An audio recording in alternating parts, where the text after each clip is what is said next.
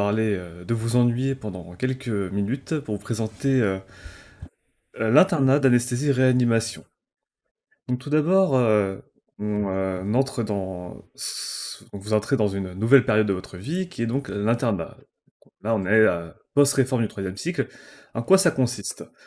C'était une nouvelle maquette qui a été créée en 2017, qui consistait en trois phases. Ça reste le même nombre d'années, mais c'est séparé maintenant en trois phases. Une phase socle de 1 an, une phase d'approfondissement de 3 ans et une phase de consolidation, qu'on appelle docteur junior maintenant, de 1 an. Avec un passage de thèse qui a été avancé de 1 an, donc on passe la thèse au bout de 4 ans, et non au bout de 5 ans. Également, diverses modifications sur pour info, donc le droit au remords, c'est jusqu'à la fin du quatrième semestre, vers n'importe quel spé que vous auriez pu avoir au choix à l'ECN, enfin sur Céline. Et enfin, le changement de spécialité après être diplômé, c'est une nouvelle disposition de la réforme qui est apparue en 2017. Ça nécessite donc 5 ans d'exercice minimum de la spécialité originale, et par contre, il faut refaire un internat, donc 5 ans, 5 ans ou 6 ans ou 4 ans ou 3 ans de formation comme un interne. Mais attendez, mais c'est quoi l'anesthésie-réanimation de base? Pensez, parents sauvent des vies, les gens pensent qu'on gagne, on est riche, nos amis pensent qu'on se drogue, les chirurgiens pensent qu'on se touche la nouille, nous on pense qu'on sauve des vies, mais en fait c'est plein de choses à la fois. Donc ici vous avez un résumé, un panel donc de l'anesthésie-réanimation. En haut à gauche, à gauche plutôt, c'est du bloc opératoire. Au milieu du bloc opératoire. En bas à droite, c'est la réanimation, du préhospitalier, de la douleur et plein d'autres choses. Plusieurs questions qu'on peut se poser qu'en arrivant à ces choix critiques, c'est tout d'abord, on se dit, ouais, c'est normal si tout le C'est monde autour de moi veut faire de la réanimation. Bah, c'est pas forcément vrai. Nombreux peuvent témoigner ici. Il y a des gens qui veulent faire que de la réanimation, ça existe. Il y a des gens qui veulent faire que de l'anesthésie, ça existe aussi. Il y a des gens qui veulent faire les deux. Tout était possible en anesthésie et réanimation. Je sais pas si vous avez Simon, Clara et Pauline, vous avez des opinions sur ça? Moi, pour ma part, j'avais pris l'anesthésie-réanimation pour faire de la réanimation et je veux toujours faire de la réanimation après 2 ans. Mais pour avoir côtoyé déjà maintenant pas mal de camps internes, c'est très rare ceux qui veulent faire que ça parce qu'en fait, ils aiment les deux. Ouais, moi, globalement, avec le recul de quasiment tout l'internat, je veux toujours faire principalement de la réanimation, mais l'anesthésie, au final, c'était plutôt une bonne surprise et c'est quelque chose que je vais quand même garder. Donc, je vais probablement avoir un exercice mixte. Et effectivement, autour de moi, l'ambiance est plutôt comme ça. Il y a très peu de gens qui veulent vraiment faire full réanimation, de plus en plus qui veulent faire de l'exercice mixte et quand même, je pense, une majorité qui va plutôt faire de l'anesthésie au final. Moi, Et j'aurais pas forcément trop d'avis, je suis encore un peu jeune. Après, je considère que justement. l'exercice mixte est probablement la meilleure chose à faire. On a cette double casquette et une polyvalence qui est assez rare finalement, et je pense il faut pas le perdre. En plus du côté anesthésie ou réanimation, je pense qu'il y a encore de panels et de choses qu'on n'a pas encore décidé d'explorer dans l'anesthésie réa, mais qui pourraient être vraiment passionnantes, surtout le côté vraiment médecine périopératoire. Donc, je pense qu'on a trop de possibilités, en l'occurrence, pour les évoquer en une seule fois, mais chacun fait un peu sa spécialité comme il veut et comme il en a envie. Je pense que c'est la chose principale à retenir, quoi. C'est ça, on a une maquette qui est quand même très très libre, avec des possibilités, donc soit de faire de l'anesthésie, soit faire de la réanimation avec des jours en anesthésie, soit faire des exercices alternés, enfin par exemple 3 mois par 3 mois, 6 mois par 6 mois, année par année. En fait, pour le coup, c'est une spé qui est très diversifiée, où on ne risque pas de s'ennuyer en tout cas. Donc c'est pas vrai, tout le monde autour de vous n'a pas envie de faire de la réanimation. En tout cas, c'est ce qu'on pense maintenant, mais quand on va découvrir l'anesthésie, ça peut changer quelques vocations. Justement, en parlant de ça, est-ce qu'on peut alterner facilement entre anesthésie et réanimation? Bah, ça dépend des endroits. Il y a des endroits où ça se fait naturellement, dans certains stages où certains chefs ils font 1 an d'anesthésie puis 1 an de réanimation. D'autres endroits où c'est un peu plus fermé, par exemple on fait que de l'anesthésie ou que de la réanimation. Ça dépend. Enfin, ça, vous allez voir au fil de vos stages justement comment, comment ça se goupille selon les stages où vous êtes. En parlant d'anesthésie, quand même, on se dit, bon, j'ai fait l'anesthésie, bon, ça rapporte quand même de la thune. Bah, c'est vrai.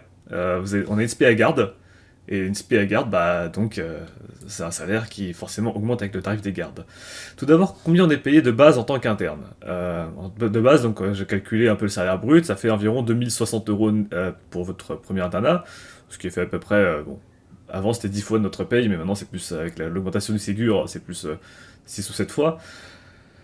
Mais ça, c'est sans les gardes. 2059 donc brut, ça fait 1600 € net, mais sans les gardes. Donc en général, si on fait 4 gardes par mois, dont un dimanche, on peut facilement arriver autour de 2400, 2500 € par mois net, j'entends.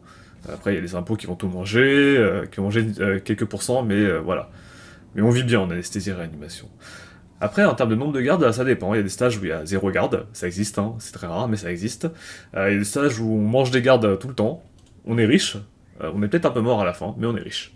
Ça, c'est après, c'est le choix de chacun qui choisit ce qu'il veut faire. Après, les gardes, ça rapporte, mais il y a des trucs qui rapportent plus encore. Ça s'appelle les remplacements. On peut remplacer, donc, c'est-à-dire qu'on va être, entre guillemets, le senior pendant notre internat, d'une salle, d'une garde, etc. Donc ça se fait soit dans le privé, donc dans les cliniques, etc., ou dans le public. Il y a des hôpitaux périphériques qui recrutent, enfin qui utilisent pas mal d'intérimaires, ça existe. Il y a quelques conditions pour pouvoir faire des remplacements. On peut pas remplacer dès le premier semestre, ça serait trop beau pour être vrai. Pour ça, il faut avoir une licence de remplacement. Donc les conditions, c'est 5 semestres validés, dont 3 en anesthésie, et surtout, bah, le truc chiant, c'est d'avoir validé une grosse partie des cours sur le site CIDES, que vous allez revoir à nouveau. Dès que vous avez ces conditions, vous demandez à l'ordre des médecins, après autorisation du coordinateur du DESA. Le coordinateur actuel, c'est le professeur Bayard, et je crois qu'en novembre, ce sera professeur Roux qui va prendre sa place. Oui, c'est ça, à partir du mois de Voilà. novembre. Donc pour vous, ce sera le professeur Mathieu Roux qui est Mm. l'APSI secrétaire. Ensuite, donc là, on passe plus dans le vif du sujet. Nous, internat des arts, en fait, c'est un CODES, c'est-à-dire c'est un DES qui est lié à la médecine intensive réanimation, autrement appelé la RéAmed, qui est donc ça, c'est un internat ancien c'est la fin, enfin, c'est hors de propos, pardon. Donc le CODES, en fait, il y a une phase qui est commune. C'est la première, en phase SOC, vous choisirez vos stages en même temps que les MIR. C'est-à-dire que vous aurez un groupe à part, vous choisirez vos stages selon votre classement ECN, en incluant donc toute la promo d'anesthésie et réanimation et la promo des réamed. Et parmi ces stages, vous avez des stages des stages d'anesthésie, des stages de réanimation chirurgicale et des stages de réamed. Nos cours, on n'a pas de cours communs malheureusement en phase socle. Et ensuite, par contre, et ensuite, quand on passe à la phase d'approfondissement, ce sera 2 DES complètement séparés. Le choix entre l'anesthésie-réanimation et la réamed, ça se fait maintenant. Vous pouvez bien sûr toujours faire des droits au remords après, mais ce choix se fait maintenant. Après, il y a diverses particularités en fonction de chaque DES dont on va y répondre juste après. Tout d'abord, donc la phase socle, c'est 6 mois en anesthésie, 6 mois en réanimation. Donc un stage en anesthésie, un stage en réanimation, sur des stages à forte valeur pédagogique. C'est-à-dire que c'est des stages un peu généralistes. On va pas vous lancer dès le début sur l'anesthésie cardiovasculaire, vous allez rien comprendre. Ce serait dommage de gâcher un stage de formation pour vouloir juste voir des beaux trucs. Donc plutôt faire un stage généraliste au début pour bien apprendre la base, pour consolider sa base, pour ensuite, en phase d'approfondissement, justement approfondir sur certains domaines. Il y a énormément de stages, hein, vous ne serez jamais déçus, des stages à la fois intramuros, extramuros, des stages d'anesthésie, des stages de réanimation, des stages de réanimateurs des stages de réachir, etc. À l'aide. Je veux être réanimateur, je fais comment? Donc il y a MIR ou ANEST, la rémed ou l'anesthésie réanimation. Qu'est-ce qu'on choisit? Donc là on compare un peu les deux. Tout d'abord, donc quand on choisit l'anesthésie réanimation, on se forme à la fois en anesthésie et en réanimation. Alors quand on choisit la médecine intensive réanimation, on se forme principalement qu'à la réanimation, en incluant quand même des stages d'organes, des stages d'organes dont on souhaite, entre guillemets, se démarquer, par exemple la néphrologie, l'infectiologie, etc., qui seront à inclure dans notre maquette. La durée d'internat reste pareille, c'est 5 ans d'internat, dont 1 an de docteur junior. En termes de maquette, c'est un peu particulier, comme je vous ai dit, donc la phase 1 elle est commune, un stage d'anesthésie, un stage de réanimation. La phase La phase d'approfondissement en anesthésie-réanimation, c'est donc en gros 4 stages d'anesthésie, 2 stages de réanimation minimum, et 2 stages libres, sachant que dans les stages libres, on peut faire des stages de réanimation. En stage, alors qu'en Réamed, la phase d'approfondissement, c'est forcément 4 stages de réanimation de préférence médicale et 4 stages de spécialité médicale. Comment on exerce selon les spécialités? En anesthésie-réanimation, donc on a un exercice qui est très diversifié, donc évidemment c'est la seule spé qui permet d'exercer en anesthésie. C'est une spé qui permet également d'exercer en réanimation médicale, chirurgicale ou polyvalente, exercer dans ce qu'on appelle les unités de soins continus chirurgicales, et en gros, vous faites vous faites ce que vous voulez de votre carrière. En réanimation, en réamed, c'est un peu plus restreint. On est plutôt ciblé sur la réanimation médicale et polyvalente, peut-être dans certaines USC médicales. Par contre, tout ce qui est USIC, USI néphro, USI pneumo, a priori, ça restera réservé aux internes de spécialités concernées. Donc il n'y a que les cardiologues qui peuvent faire l'USI cardio, et pas les autres spé. Donc si je veux faire de l'anesthésie, je choisis quoi? Bah forcément que de l'anesthésie. La RAMED, on pourra pas faire de l'anesthésie plus tard, c'est médico-légalement, c'est pas possible. Par contre, si moi de base je veux faire de la réanimation, mais peut-être que plus tard, je sais pas trop, j'ai pas envie de changer, etc. Actuellement, le plus facile, c'est de faire de choisir l'anesthésie réanimation. Alors en effet, la Réamed ne permet pas de changer de spécialité au décours. Après, il y a quand même quelques possibilités, quelques arrangements entre services, mais ça reste du domaine officieux. Donc vraiment, si on veut une carrière libre, anesthésie-réanimation. Donc là, on parle un peu de sujets sensibles, c'est quel classement faut-il faire pour avoir de la réanimation? Donc pour l'anesthésie-réanimation, ça part assez rapidement, ça part dans les 2500 premiers en général. La Réamed, les dernières places de Réamed partent un peu plus tard, autour de 3000, 3500 environ. Donc ces classements, malheureusement, montent d'année en année. Donc on peut pas prévoir quels seront les rangs limites cette année, mais on verra. Si on est attiré par la Réamed et pas par la Réachir, est-ce qu'il faut choisir forcément de la Réamed? Pas forcément. Les réanimations médicales restent tout à fait accessibles à un interne en anesthésie-réanimation, voire même à certains postes de chef sont possibles par des anesthésistes réanimateurs. Par contre, après, pour en faire sa spécialité, c'est un peu plus compliqué, ça c'est pas redéfini pour l'instant. Pareil, la Réamed, une question qu'on se pose dans le desk de Réamed, c'est si on se fait 4 stages de Réamed, 4 stages de pneumo, 4 stages de néphro, est-ce qu'on peut être néphrologue plus tard? En fait, non, c'est pas comme ça que ça marche. Ça a été défini de base comme une spécialité à part. Donc, je fais en gros le topo Réamed versus anesthésie-réanimation, mais maintenant on se concentre plutôt vraiment sur l'anesthésie-réanimation, mais à Paris. La maquette, bon, je reviens vite fait dessus, donc c'est vraiment un stage d'anesthésie, un stage de réanimation, puis 3 stages d'anesthésie et des stages de réanimation en phase d'approfondissement. Et enfin, le docteur junior, c'est 1 an. Donc 2 stages en anesthésie-réanimation, un stage d'anesthésie et un stage de réanimation. Possibilité de faire de la réa médicale, mais ça reste encore à définir en termes de conditions avec les deux coordinateurs entre la réamed et l'anesthésie-réanimation. Dans notre maquette, il est possible de faire plusieurs options. Donc il n'y a qu'une seule option, c'est la réanimation pédiatrique. Ça nécessite des conditions d'accès un peu particulières, il faut faire 2 stages de pédiatrie, puis avoir des modules en plus et une année de plus de formation.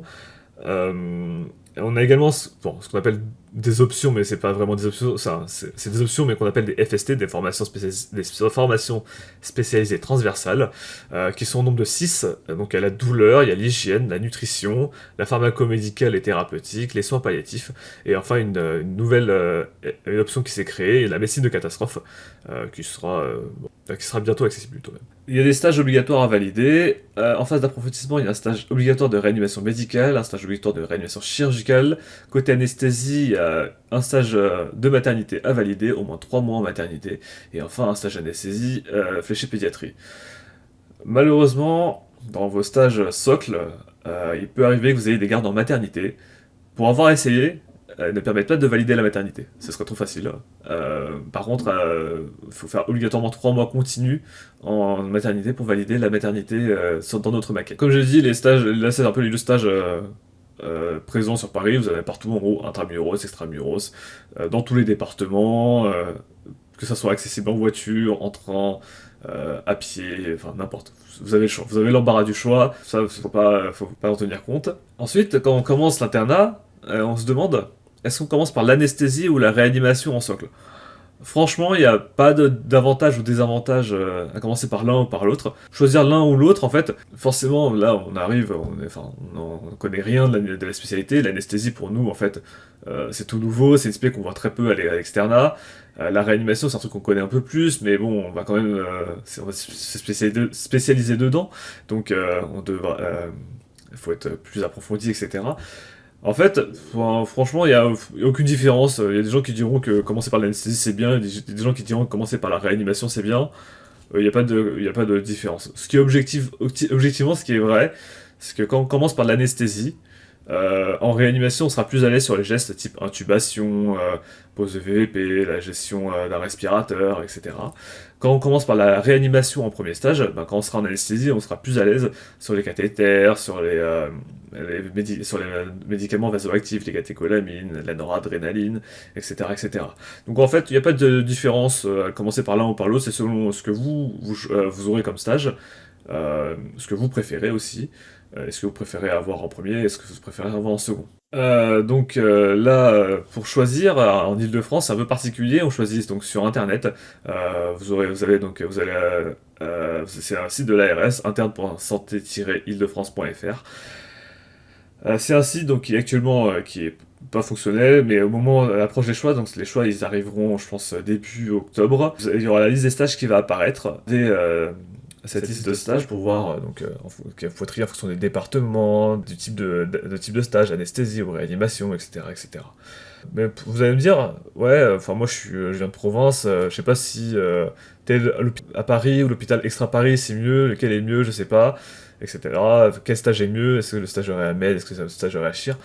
Bah, pas de problème. Enfin, en Ile-de-France, en tout cas, on a un site d'avis. C'est le syndicat des internes de Paris qui gère ce site. Donc, c'est atlas.siHP.fr. C'est un site qui est en cours de restructuration pendant cet été, où seront regroupées toutes les évaluations de stage qu'on rédige à la fin d'un semestre, qu'on rédige pour justement évaluer un stage, évaluer les conditions, laisser des informations pour les internes suivants, etc. C'est un site qu'on vous conseille de consulter dès que vous aurez la liste des stages au niveau de l'ARS. Comment c'est la formation théorique à Paris? Est-ce qu'il y a des simulations? Là, c'est l'année dernière, en tout cas, la formation théorique elle se passe sur deux endroits, à la fois donc sur Internet. Vous avez donc le site, vous allez de nouveau croiser le site CIDES, mais ce sera un site CIDES différent, le CIDES NG, qui est spécifiquement dédié aux internes. Vous aurez des cours en ligne avec des diapositives, des cours et de l'audio. Et également à Paris, on a des cours en présentiel. Donc ce sera souvent sur les locaux de l'université Paris-Cité, Paris Descartes, Paris Diderot. Principalement en début de semestre. Vous aurez une semaine de cours, 3 jours de cours, une semaine après le début du premier semestre et une semaine après le début du second semestre. Ensuite, en phase d'approfondissement, on a quelques journées de cours de temps en temps, sur divers thèmes. Par exemple, on a eu récemment une journée de cours sur l'anesthésie digestive, par exemple.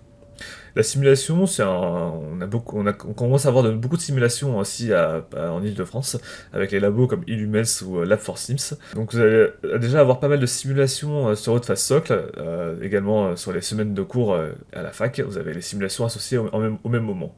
Et également, en phase d'approfondissement, on a des journées de simulation, par exemple simulation hémodynamique, gestion d'équipe, etc., etc. Comment est l'ambiance dans la promo à Paris, l'intégration? Bah alors là, c'est surtout l'AJAR qui organise les choses. Donc nous, ce qu'on organise, c'est plusieurs choses. Tout d'abord, on a le pôle formation.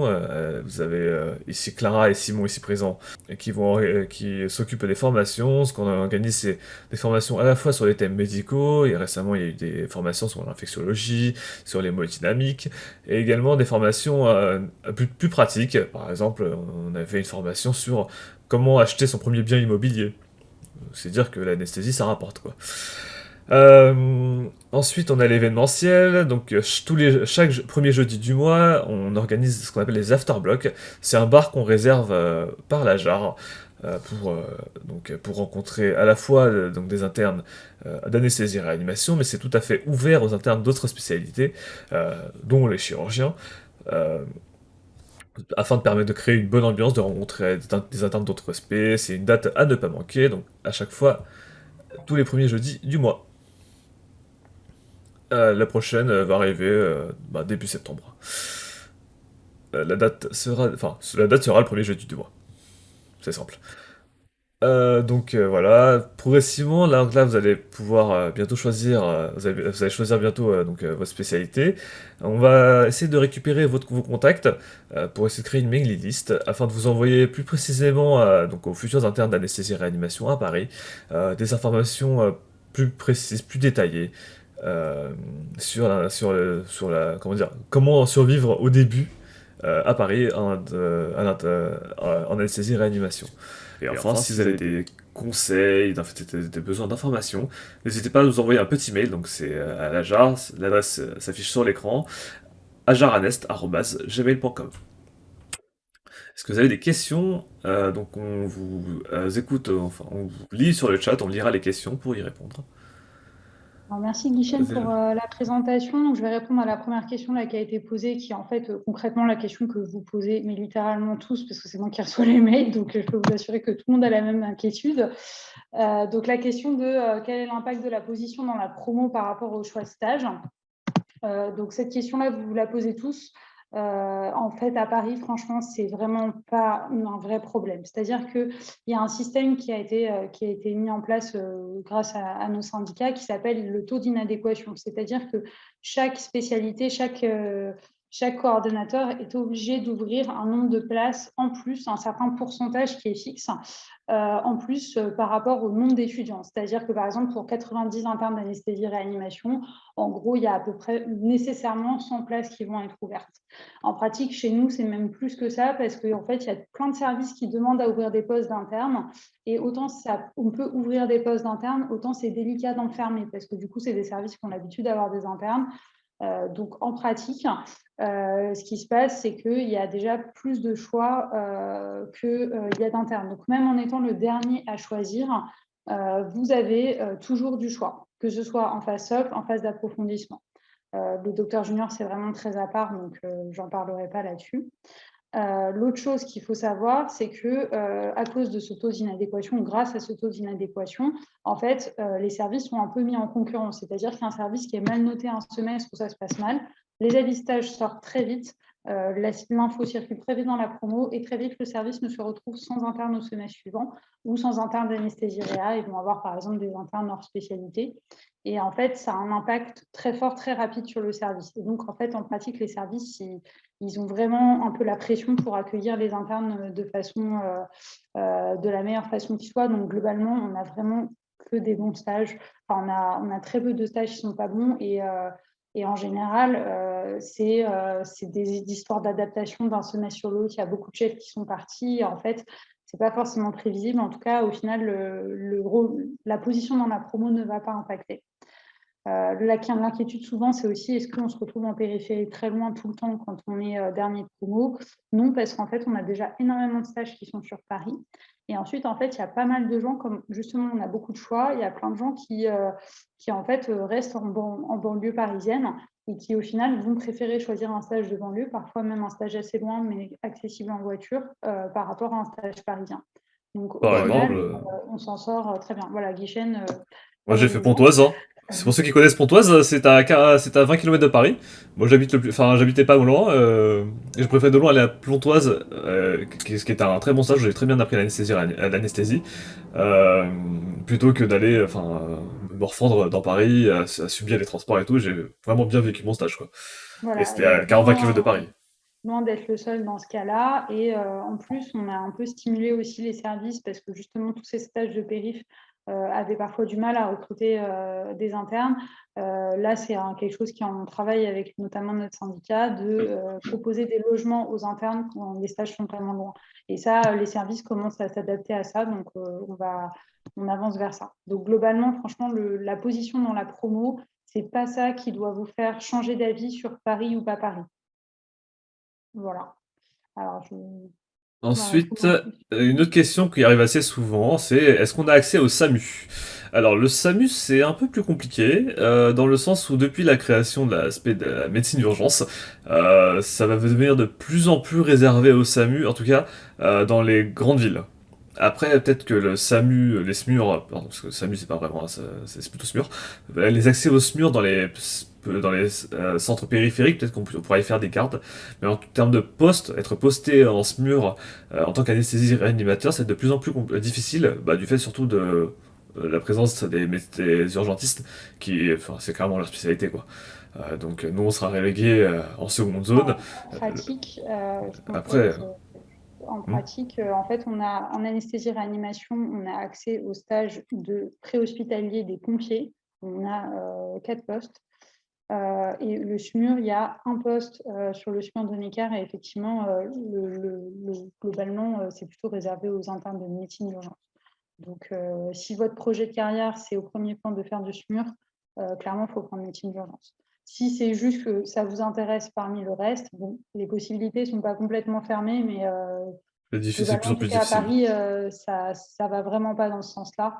Donc, à part les pompiers où ils recrutent encore un peu des anesthésiens, il ne faut pas vraiment compter faire du SMUR quand on prend anesthésie-réanimation. Alors, est-ce qu'on peut facilement faire une carrière mixte Anes-Réa ou changer en cours de carrière? Bah justement, en fait, c'est un exercice qui se développe de plus en plus. Il y a plein de propositions de postes mixtes, anesthésie et réanimation en même temps. Là, de plus en plus de jeunes chefs commencent à faire les deux. Enfin, c'est vraiment un exercice qui commence à se développer. Donc non, non, c'est clairement un truc qui se développe et je pense que c'est facile d'en avoir. Et changer de spé en cours de carrière, de faire anesthésie puis réanimation, ça arrive. C'est juste qu'il faut se préparer, il faut réviser un peu, mais ça doit se faire. Enfin, je connais quelques seniors qui l'ont fait et ça se passe plutôt bien. Ouais, globalement, notre génération, on va vraiment de plus en plus vers des exercices mixtes, notamment parce qu'il y a un gros déficit, en particulier en anesthésie, et que la double spécialité est vraiment quelque chose de valorisé. Donc, globalement, nos générations, on va de plus en plus faire de l'exercice mixte. Mm. Donc, et changer en cours de carrière, oui, clairement, il y en a qui l'ont fait. Je l'ai vu plusieurs fois. J'ai des chefs qui ont fait de la réanimation, puis de l'anesthésie, puis à nouveau de la réanimation. Il y a des chefs qui ont fait 15 ans de réanimation et qui au final ont fait de l'anesthésie à la maternité. Enfin, vraiment, c'est vraiment la plus-value de notre spécialité, c'est qu'on peut vraiment faire les deux. Après, bon, les logements à Paris, c'est la seule question qui fâche. Hein, c'est la question sur les logements à Paris. Bah, vous aurez des logements partout. Enfin, partout et encore, ça peut être difficile à trouver. Par contre, il faut y mettre le prix, hein. Si vous voulez habiter dans Paris, je vous souhaite bon courage. Voilà, je n'en dirai pas plus. Non, mais après, il y a quand même beaucoup d'internes qui habitent dans Après la Paris en coloc, colocation. après en Et colocation. c'est assez facile quand même de trouver des colocataires sur Paris, que ce soit des gens en médecine sur les groupes comme Simon a mis là dans le chat, ou en dehors de médecine. Et c'est quand même ce qui reste le plus rentable quand on va habiter à Paris Oui. intramuros. Et c'est quand même, malgré tout, c'est cher et c'est incomparable en termes de surface prix par rapport à plein d'autres endroits, mais ça reste pas impossible avec le salaire d'interne qu'on a. Mm. Ça, c'est certain. Et quand même, Paris, je ne citerai pas d'autres villes, mais il y a toujours des choses à faire, même la nuit. Voilà. Qui contacter pour passer une journée en anesthésie et réanimation en anesthésie avant le choix pour se faire une idée? Il y a plein de services. Je sais pas C'est si moi, vraiment Il faut que vous contactiez des chefs de des gens service. dans votre faculté, en fait. C'est-à-dire que vous ne pouvez pas aller visiter un service d'anesthésie quand ce n'est pas votre faculté parce que vous n'avez aucune assurance. Mais globalement, partout en France, il y a toujours des gens qui sont hyper motivés. Donc, en fait, ça dépend de la fac où vous êtes. Si vous êtes à Paris, Paris 6, il y a l'équipe de la Pitié qui est hyper motivée. En fait, il faut vous pouvez envoyer un mail. Si vous êtes dans une fac parisienne à Jaranès, on vous orientera. Si vous êtes dans une fac en province, il faut vous renseigner localement. Mais vous avez le guide du CNER qui est en ligne avec les contacts, notamment les contacts des médecins juniors qui sont les chefs de clinique. Vous leur envoyez un mail, il n'y a pas de souci. Mais il faut vraiment que vous alliez dans un endroit rattaché à votre fac parce que c'est ce qui fait que vous êtes couvert en termes d'assurance et qu'ils peuvent vous accueillir. Vous ne pouvez pas aller, par exemple, si vous venez d'une autre ville, vous ne pouvez pas venir à Paris pour ça. Qu'est-ce qu'on aura, on aura forcément des gardes plus tard, après l'internat, que ce soit en anesthésie, en réanimation, à l'hôpital / libéral. Bon, alors effectivement, bon, les gardes, ça dépendra de l'exercice plus tard, hein, si on reste en réanimation, forcément, on aura des gardes. Plus jeune, on aura plus de gardes que quand on sera plus âgé, plus expérimenté. Après, en libéral, on peut faire l'anesthésie-réanimation, après l'internat sans garde. On peut faire que du privé, il y a rarement des gardes en privé. Faire l'anesthésie en public, en général, on participe quand même au service de garde, mais ça reste modulable. On peut faire plus ou moins de garde. Après, ça dépend comment ça arrange avec ses collègues, et cetera. En fait, ouais, c'est juste pour compléter, en libéral, souvent il y a des astreintes plus que des gardes. C'est-à-dire que, par exemple, vous êtes appelé, vous organisez entre médecins et vous êtes appelé pour venir en Provence. Il y a pas mal d'endroits dans les plus petits centres aussi, ou même en périph'. Enfin, globalement, dans les plus petits centres, il y a beaucoup d'organisations d'astreintes. Par contre, à l'hôpital public, enfin en réanimation, c'est sûr que vous avez toujours des gardes. Et à l'hôpital public, en anesthésie, ça dépend de l'activité, mais il y a quand même souvent des gardes ou à minima des astreintes. Il faut vraiment, je pense, avoir une carrière full libérale dans des centres bien particuliers pour pas du tout avoir ni garde ni astreinte. Mais bon, après, c'est souvent, passé un certain âge au sein de l'équipe, on réduit le nombre de gardes, les plus anciens prennent moins de gardes, voire arrêtent d'en prendre. Ensuite, est-ce que le master 2 est quasi obligatoire au cours de l'internat, comme on l'entend souvent? Bon, normalement non. Le M2 n'est clairement pas obligatoire. Il y a une spé, c'est une spé qui a tellement de déficit de postes qu'on peut trouver des postes d'assistants spécialistes. Donc pas des postes de CCA, c'est des postes, c'est comme des CCA mais sans le côté universitaire. Mais il y en a partout, hein. Donc t'as pas forcément besoin d'avoir un master 2 pour être chef quelque part. Après pour être CCA maintenant, enfin, ça commence à devenir très quasi obligatoire. Mais pour être assistant spécialiste, donc CCA sans le côté universitaire, non, il n'y a pas besoin. Mais ça ne En fait, conditionne pas les postes derrière non plus. C'est On peut ça. quand même avoir un poste hospitalier, à l'hôpital, sans avoir forcément fait un master 2. Et effectivement, il y a de plus en plus d'internes qui veulent un poste d'assistant et pas les contraintes du chef de clinique qui est plus maintenant si derrière on veut faire de l'universitaire.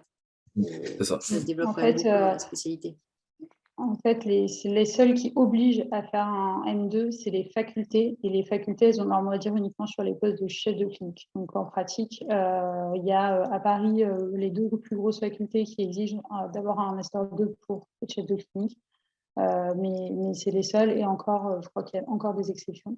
Il y a encore des facultés où on peut être chef de clinique sans avoir de M2. Et très clairement, si vous ne voulez pas faire chef de clinique, alors le M2, globalement, on s'en contrefiche, hein. C'est vous qui le faites parce que ça vous intéresse, mais on vous l'exige. On n'exigera jamais. Moi, j'en fais un parce que à la base, je voulais être chef de clinique et parce que la recherche m'intéressait, mais au final, le poste que je vais faire, j'en aurais même pas besoin. Je vais répondre à la question sur le remplacement.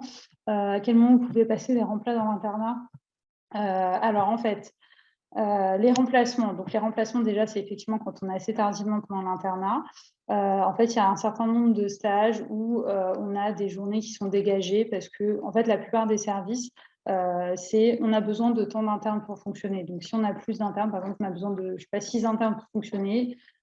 Si vous êtes 8, ben, en fait, les jours qui restent sont répartis entre les internes. Et donc, ça arrive qu'on ait des jours off. Donc, c'est des jours qui sont libres. Soit on va en formation ou en cours, soit on reste chez soi, soit potentiellement on peut faire des remplacements. Il y a plus ou moins de jours disponibles en fonction des stages. Vous calez les journées de remplacement comme ça. Donc, en pratique, c'est effectivement pas plus de 1 ou 2 jours dans le mois, sauf certains stages. Souvent, les stages où il n'y a pas de garde, où il y a des vieux internes, on vous dégage souvent un jour par semaine. C'est assez codifié maintenant pour permettre d'avoir des remplacements ou des gardes à l'extérieur parce que financièrement, ils savent que c'est difficile sans garde. Et après, il y a quelques possibilités de remplacement le week-end, donc il y en a aussi qui font ça. Mais oui, n'attendez pas, quand on dit faire des remplacements, ce n'est pas une semaine par mois tranquille, où la plupart des stages, ça va être 1 ou 2 jours dans le mois, hein. Et un autre interdiction de remplacer sur un repos de garde, c'est illégal. Vous n'avez pas le droit de travailler. Si vous avez une couche, l'assurance vous remboursera pas, hein. Donc c'est pas les ressorties de garde ne sont pas des jours de remplacement. Alors ensuite, la question au niveau du salaire, est-ce qu'il y a une Salaire. compensation de salaire par rapport aux autres villes quand la vie est plus chère? Non. Mm. On met pas les Antilles. C'est une petite injustice, on va dire, parce que dans les dom-toms, il y a cette compensation. Au final, la vie à Paris est quasiment aussi chère, mais non. Après, comme on vous le disait, globalement, avec notre salaire de base et les gardes d'anesthésie réa, on ne vit pas si mal à Paris, hein. Mais oui, effectivement, on n'a clairement pas la même qualité de vie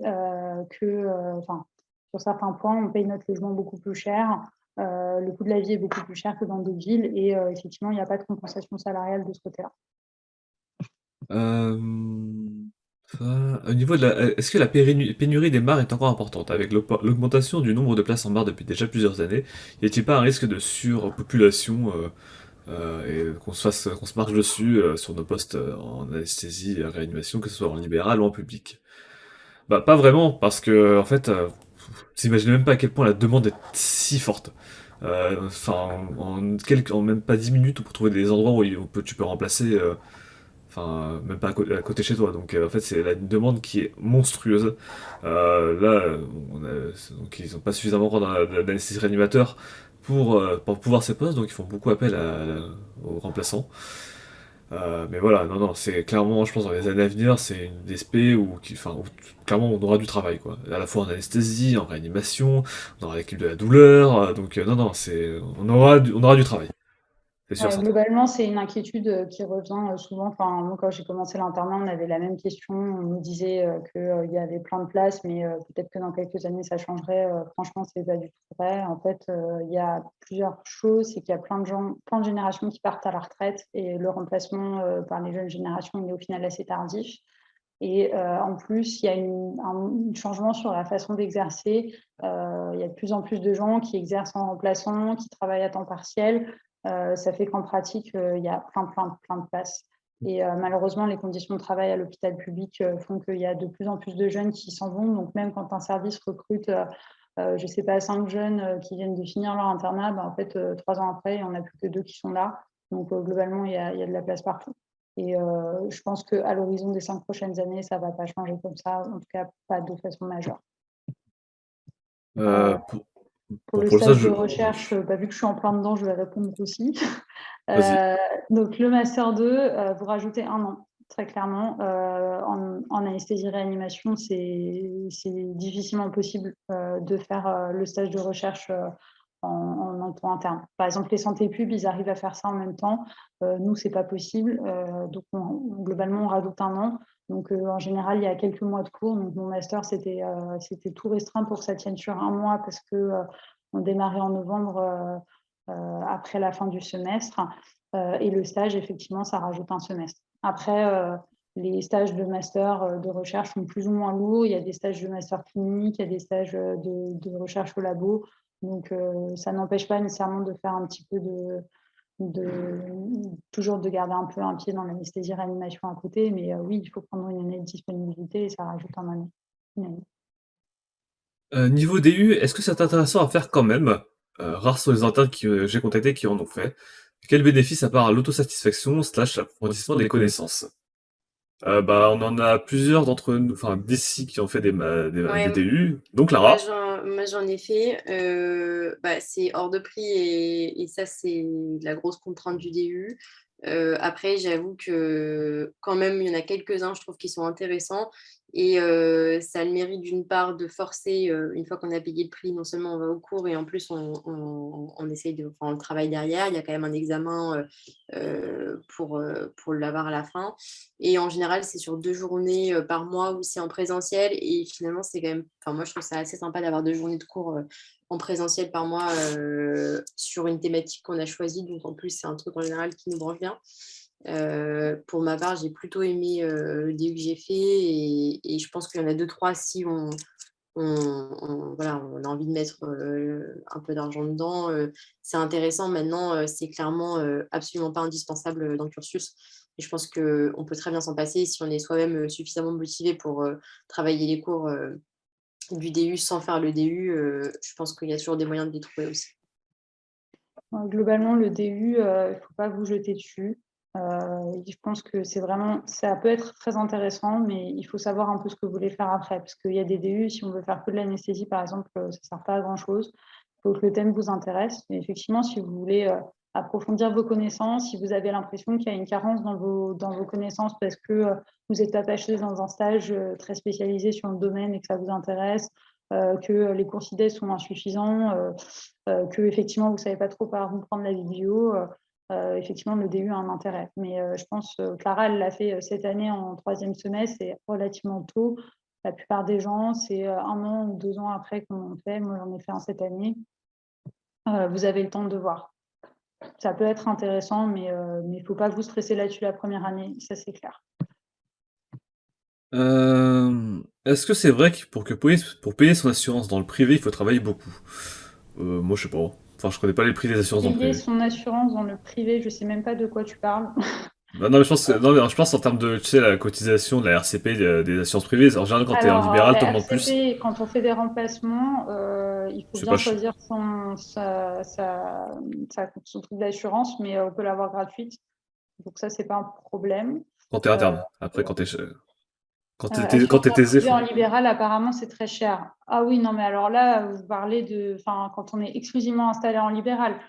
Oui, l'assurance privée en libéral est très chère, mais en fait, vous avez le salaire qui va avec, hein, vous n'êtes pas déficitaire, croyez-moi, hein. Non, non, non, c'est sûr et certain. Oui, elle est très chère, oui. Enfin, Mais en fait, mais quand vous payez 10 à 15 000 balles par mois, l'assurance, elle est largement payée, hein. Donc, c'est ça. clairement, c'est pas, c'est pas C'est un pas le problème. problème. Croyez-moi, j'ai fait un semestre de clinique en libéral, les anesthésistes gagnent très bien leur vie, hein.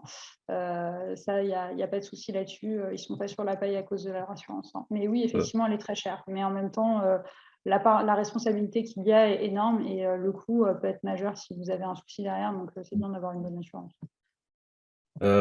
on nous dit que les postes en réa poly, post-internat sont pas mal bouchés, car très prisés. Est-ce que c'est vrai? Alors, je pense qu'il faut faire la différence entre réa polyvalente de périphérie et de CHU. À Paris, les réanimations que tu appelles polyvalentes, je pense que c'est les réanimations qui sont plutôt réanimations médicales. Effectivement, c'est plutôt bouché et surtout en tant qu'anesthésiste réanimateur, on ne va pas se mentir, vous n'allez pas passer en premier, clairement il y aura les murs devant. Après, en périphérie, ce n'est pas trop la même ambiance. Globalement, il y a quand même pas mal de postes. Il y a beaucoup, beaucoup de départs. Donc, non, c'est possible d'exercer en C'est ça. réanimation polyvalente. Oui, oui, c'est ça. Et ça bouge énormément. Vraiment, en fait, là, vous voyez, il y a plein de services à Paris sur des gros CHU. Quand j'ai commencé mon internat, il y avait des équipes installées, ça paraissait bouché. Et maintenant, en fait, il y a plein de monde qui est parti ou qui va partir. Et au Hmm. final, il y a des postes.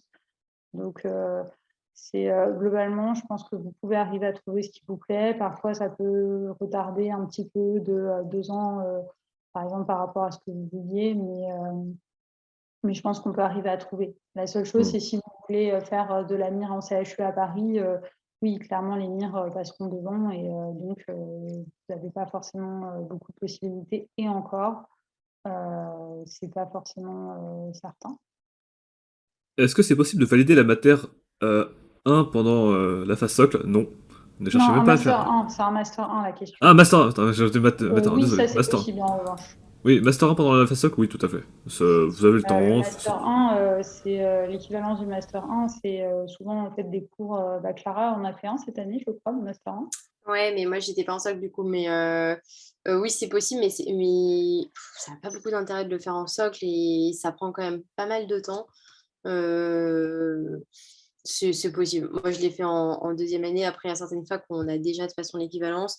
Il y en a qui sont très bien et moi, je ne regrette pas du tout de l'avoir fait, mais quand même, c'est un peu prenant et je préfère l'avoir fait en 2e année où on est encore loin de la fin d'internat et on n'est pas au tout début, on a déjà pas mal de trucs à découvrir et se laisser un peu de temps aussi pour profiter de l'internat. Donc voilà, c'est faisable, mais moi, j'aurais plutôt conseillé de le faire en 2e année si vraiment on va en faire un. Et une question qui aussi revient assez souvent, est-ce que avant de commencer l'internat, y a-t-il de la documentation à lire? De bons livres pour se remettre en tête les trucs qu'on aurait oubliés? Genre tout ce qu'on a appris depuis 6 ans? Concrètement, non, parce que en fait, si vous lisez les livres d'anesthésie réanimation, en fait, vous allez rien comprendre. Il y a des très bons, hein, c'est juste que même en 4e semestre, on a des livres, on les lit, on fait, mais de quoi il parle. De quoi ça parle, je comprends pas. Alors que on est quatrième semestre, quoi. Donc non, non, il n'y a pas vraiment de documentation à lire. Franchement, profitez de là de vos vacances. Ce sont vos dernières avant très longtemps, d'une aussi longue durée.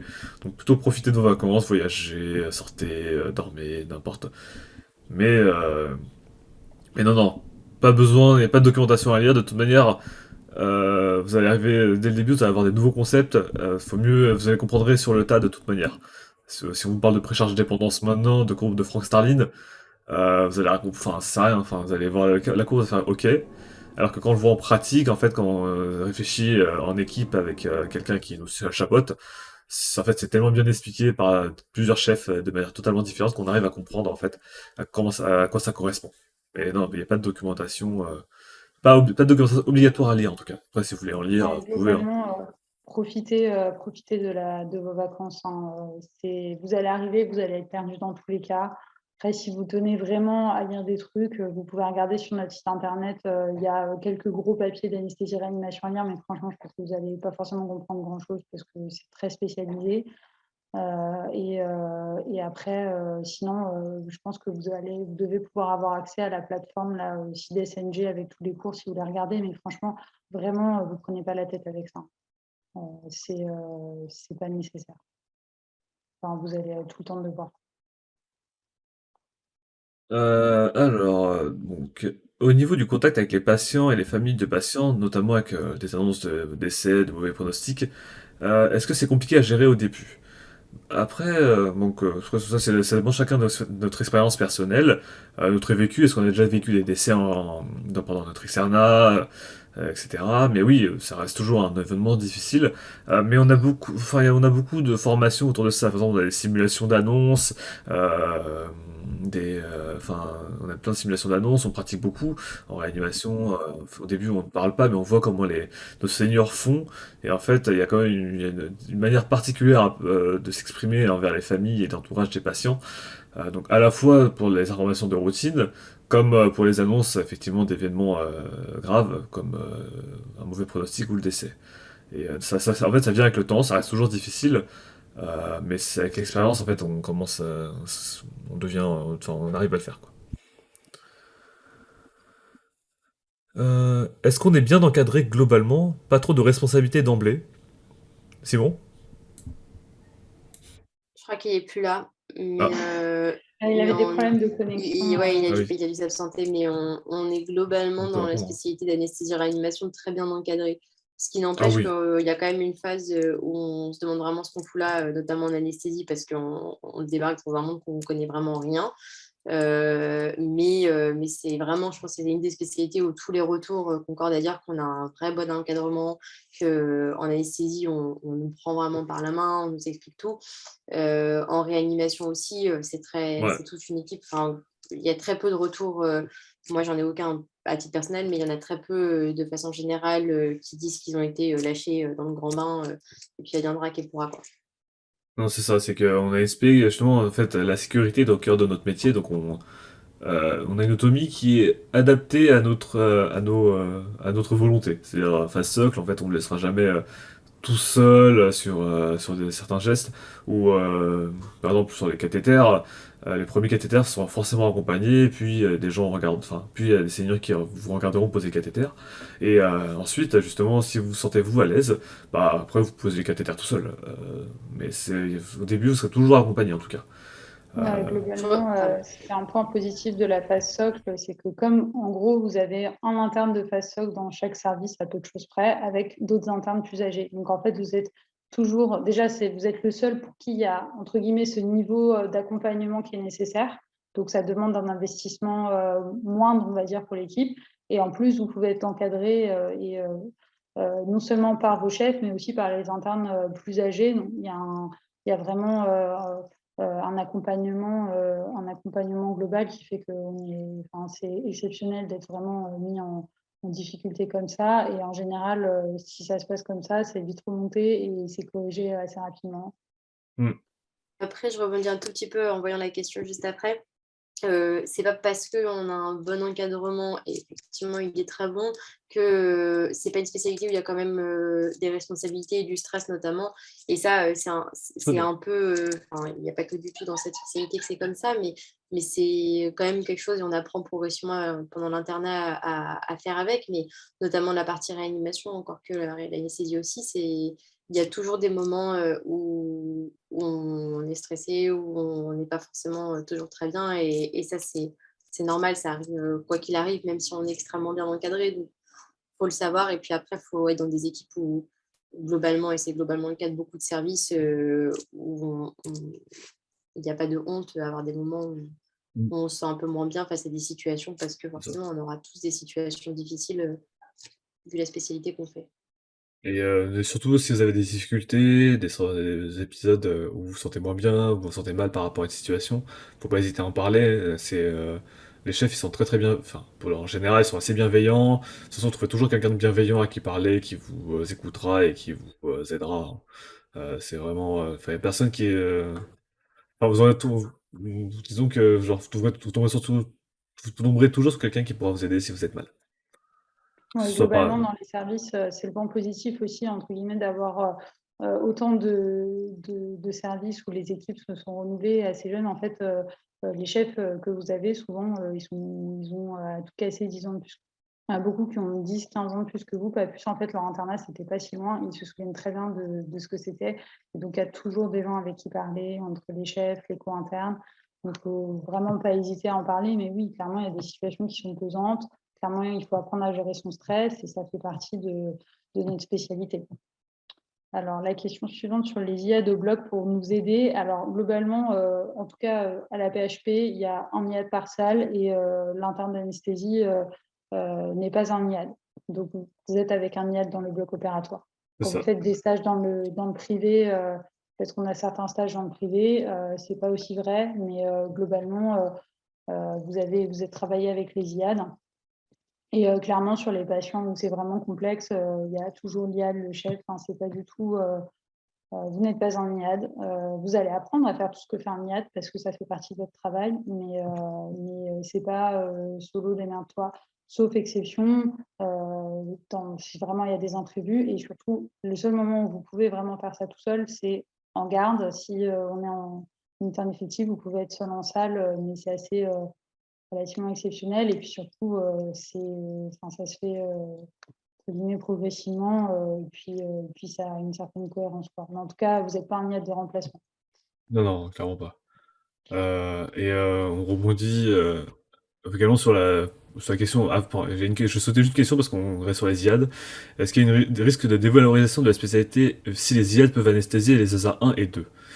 Bah, en fait, pas vraiment, c'est pas en fait, c'est 2 spécialités complémentaires dans le sens où l'anesthésiste réanimateur, ça reste quand même une spécialité médicale avec une formation qui est longue, avec toutes les pathologies. Par exemple, en consultation d'anesthésie, si on te parle de, cardiopathie ischémique, toi, tu penses à une stratégie d'anesthésie différente, et cetera, et cetera. Donc on a quand même un background médical qui nous fait que, on gardera quand même une plus-value même sur les CESAR 1 et 2. Par exemple, un patient obèse, ce sera un ASA 1. Bon, non, c'est considéré ASA 1, ouais, bon, bref. C'est un ASA 1-2, mais voilà, il y a quand même besoin d'une spécificité, dans la gestion des voies aériennes, il y a des techniques d'anesthésie, etc. Donc il y a quand même des particularités. Euh, L'anesthésie REA, c'est un peu plus que l'anesthésie des ASA 1 et 2. et Dans surtout, c'est ça. des choses simples. Globalement, les IAD, en fait, là, ça va peut-être évoluer, mais en tout cas, on leur apprend un peu les recettes de cuisine, on va dire. Ils savent, ils apprennent à gérer les choses. Donc après, avec leur expérience, ils ont clairement une plus-value parfois. Mais vous faites plus que ça. Vous êtes formés il n'y a pas que des ASA 1 et 2.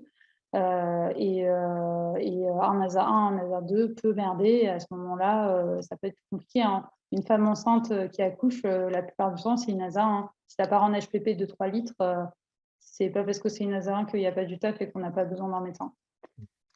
C'est ça, Après, alors, très honnêtement, je ne sais pas pour vous, Clara et Guichen, mais moi, je n'ai pas du tout suivi ce qui s'est décidé au final pour les IAD. non, moi non plus, mais enfin, j'ai pas trop suivi parce que, Je enfin, sais pas d'autant trop non plus plus. parce que vu que je suis pas dans le stage d'anesthésie, en fait, j'ai pas trop, j'ai plus suivi ce qui s'est passé, Ouais. ce qui a été décidé, etc. Mais après, Franchement, sur voilà. le niveau Mais d'autonomie des IAD, il y a plein d'endroits où il y a des IAD qui ont pas mal d'autonomie.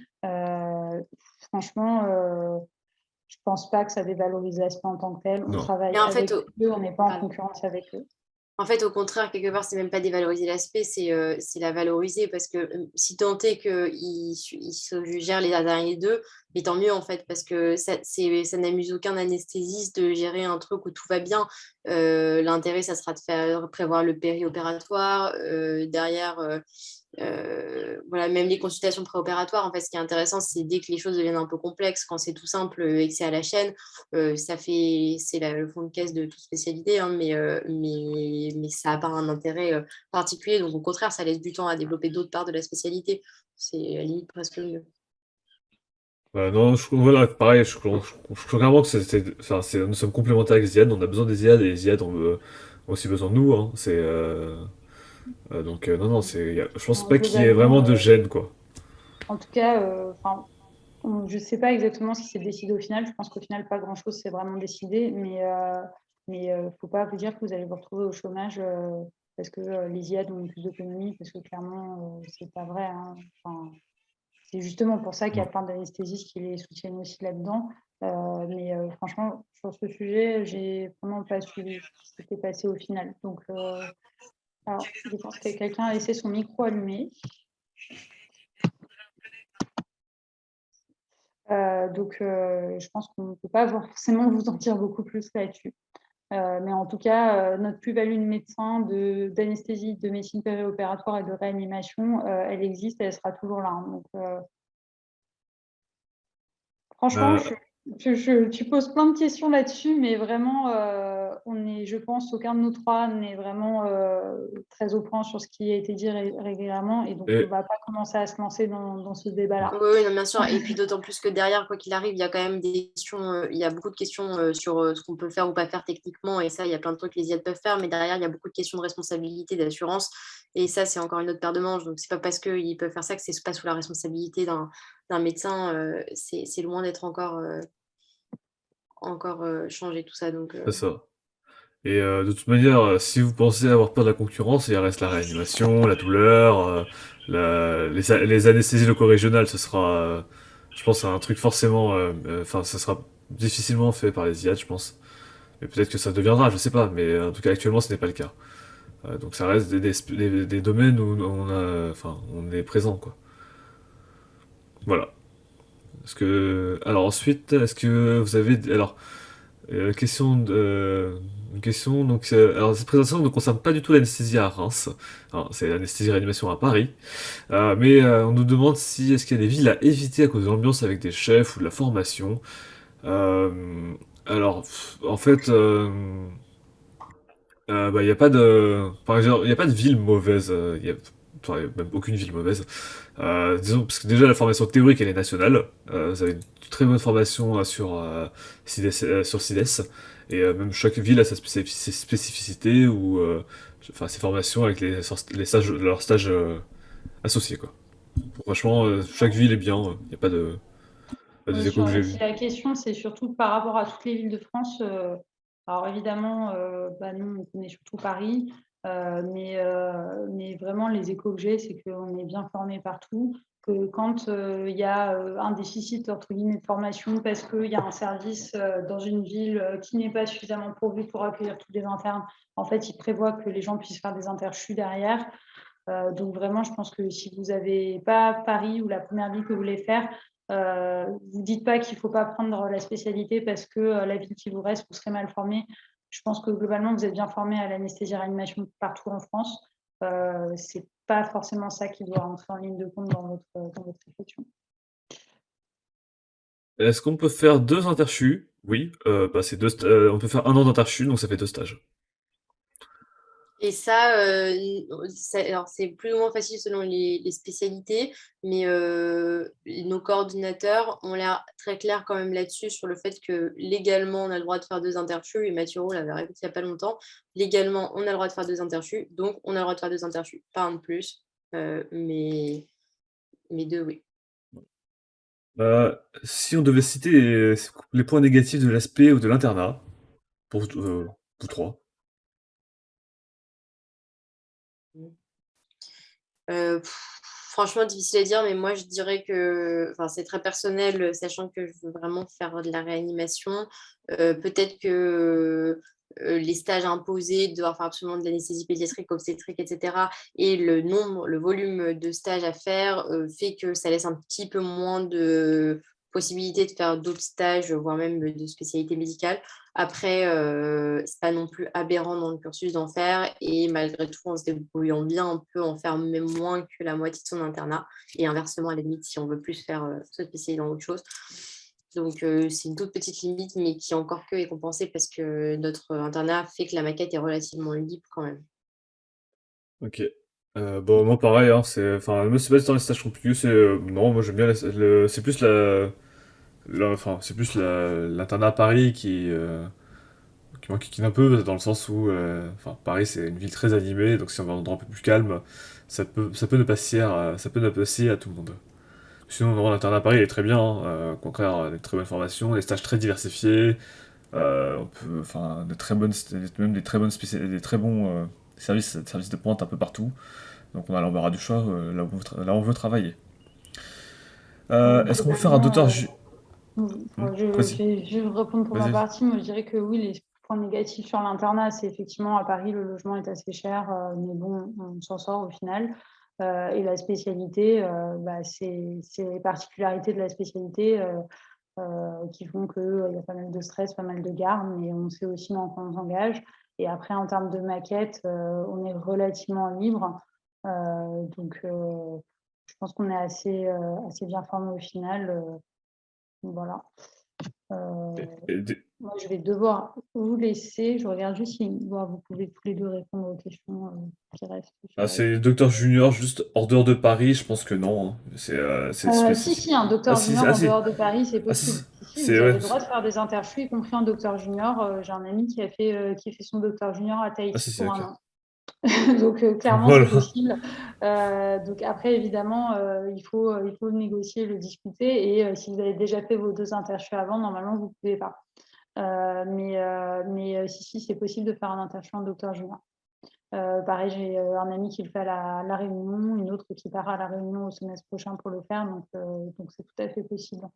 Il faut en fait, en revanche, que le service ait, l'agrément pour accueillir des docteurs juniors. Donc, en fait, il faut qu'ils aient un poste dédié aux docteurs juniors qui soit déjà ouvert. Et trouver un travail en anesthésie ou en réa en post-internat en dehors de Paris, est-ce que c'est facile? Oui. Globalement, ce qu'on vous disait, il y a de la place partout. Évidemment, les endroits qui sont très, très cotés, peut-être que c'est un petit peu plus difficile, mais globalement, de ce que j'ai vu passer, il y a de la place partout.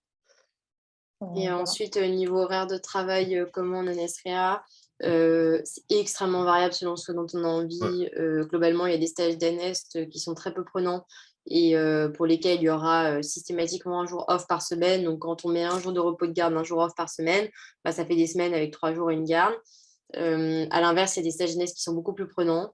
Globalement, dès que les stages sont loin, c'est-à-dire pas dans Paris intramuros, on finit plus tôt. Et donc, moi, j'ai eu un stage où j'étais à 1 heure et quart de chez moi. Et en fait, je finissais largement 1 heure et quart avant un stage intramuros. Donc, finalement, ça s'équilibre. Et en réanimation, c'est pareil. Pas variable. Globalement, il y a des stages qui sont plus ou moins prenants, des stages où il y a 0 jour off et on commence à 7h30 du matin, d'autres où on commence à 9h et on a un jour off par semaine. Ça c'est variable. En général, c'est plutôt bien expliqué dans les avis de stage, donc sur la plateforme faite par le ICHP, vous pourrez voir tout ça en détail. Mais après, ça dépend vraiment de ce qu'on veut et si on veut un stage en particulier pour sa formation. Mais en général, on sait dans quoi on s'engage avant puisque les avis sont plutôt bien répertoriés. Bon. Est-ce que vous avez d'autres questions? Sinon, ouais, c'est bientôt l'heure de manger. Ça fait 1 heure qu'on est présent. J'espère qu'on a répondu à toutes vos questions. Si vous en avez, on peut rester encore un peu, mais puis voilà. Si vous avez des besoins, posteriori, si vous avez des questions, n'hésitez pas à nous envoyer un petit mail. Donc, à l'adresse que j'affiche ici, à jaranes@hotmail.com, gmail.com, pardon. Bah, à une prochaine. Et surtout, n'hésitez pas à vous intéresser à la jarre. Et nous on reviendra recrutons. après, de toute façon, Exactement. quand vous aurez choisi, pour éventuellement, si certains seraient intéressés, pour rejoindre l'AJA. Et en attendant, évidemment, vous n'hésitez pas si vous avez des questions par mail. Bonne soirée. Voilà. Bonne soirée.